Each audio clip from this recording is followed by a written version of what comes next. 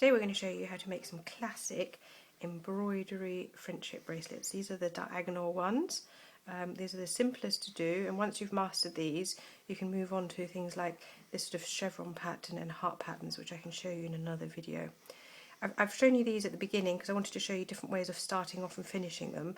So for example, this is the classic one where we've just braided the end, and then when you're ready to wear it you tie a knot to put it on your friend's wrist. And the idea with friendship bracelets is that they stay on forever until they fall off, and then you can make a wish. Or modern day friendship bracelets, you know, you often have things like sports at school or whatever, you can put buttons or beads on to connect them, and that's sort of one we're going to do today. So here's a bead one, sorry, but button ones are really cute too. So what you need is 3 colours of different embroidery threads. So I've got red, orange and yellow. Of course you can use more colours, but 3 is the minimum. But if you start off with 3, it's the best way because it's quickest and it gives you a chance to learn. So I've kind of lined up the ends, and then to find the loop at the end, here we go. So now I get a little loop. Now I usually make these on my lap, pinned to my jeans. Now today I'm going to pin it to a pillow because it's easier for you to see. But if you're watching TV, for example, or you know, a pillow works fine. The jeans are very good for if you're on a long car journey. So really you can make these anywhere at any time once you've figured out how to do them.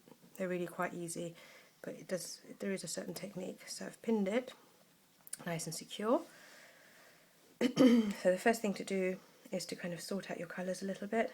So I'm going to get them like, it doesn't really matter which order, but I've got the 3 together. Those are the similar colours, sorry. Spread them out. If it's nice and neat it's easier, plus you can see what I'm doing.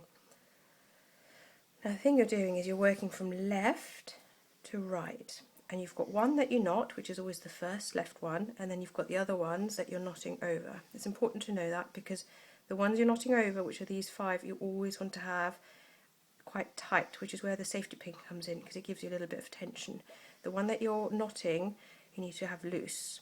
So you've got the tight one and the loose one, and you're forming like this 4. It kind of goes over and then you go underneath. So it's a very, very simple knot.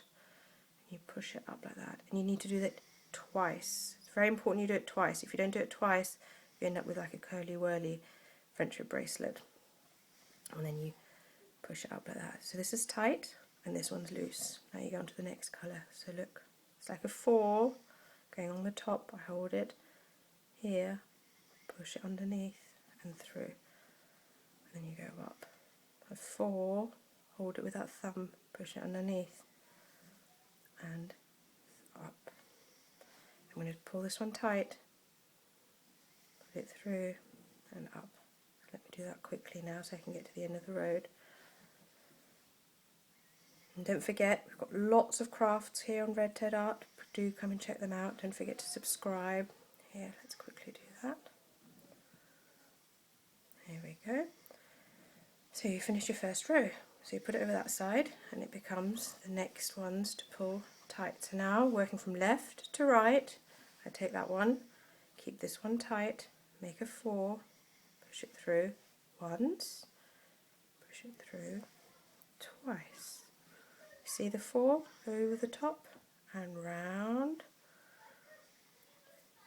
push it up, and this is really the basic knot. Always remember to do it twice.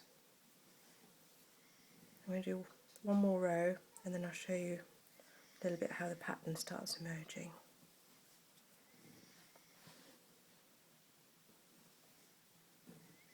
At the beginning it's a little bit tricky, but it does get easier.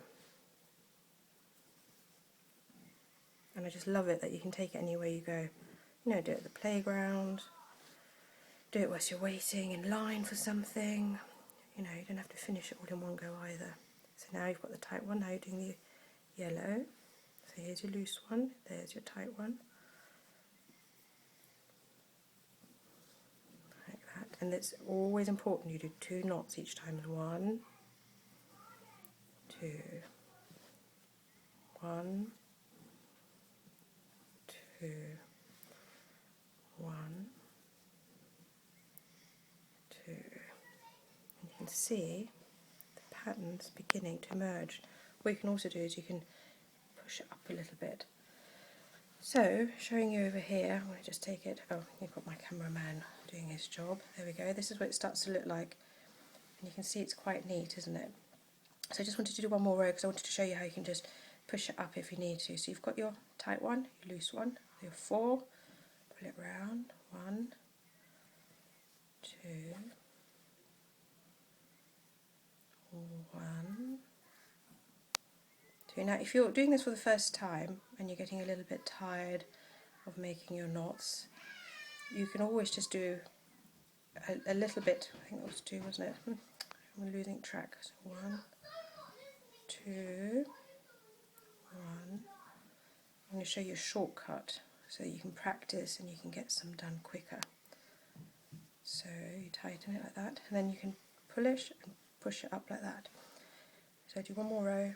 I know it's getting a bit long. Here we go. I want to show you 1, 2, 1, 2. I want to show you 1, 2. Now the shortcut when you're learning is to basically make sure you've got your pattern right in the middle of your bracelet, and then you just braid the ends, because braiding goes much quicker. But I just wanted to show you, look, so you see it looks a bit loose, you can push it up a little bit and tighten it. So what you do now is you tie a knot like this,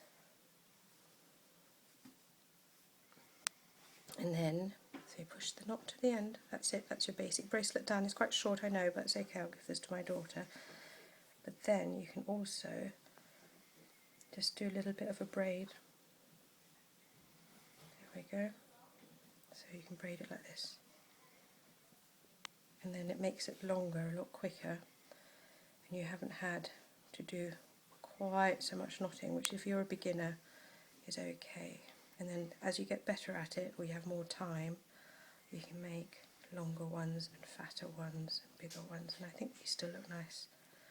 So I'm going to tie a knot here, and then at the end of this one, I'll do this offline because it's a bit fiddly, I'm going to add this button, and then you've got your basic friendship bracelet. Anyway, I hope you enjoyed today's tutorial.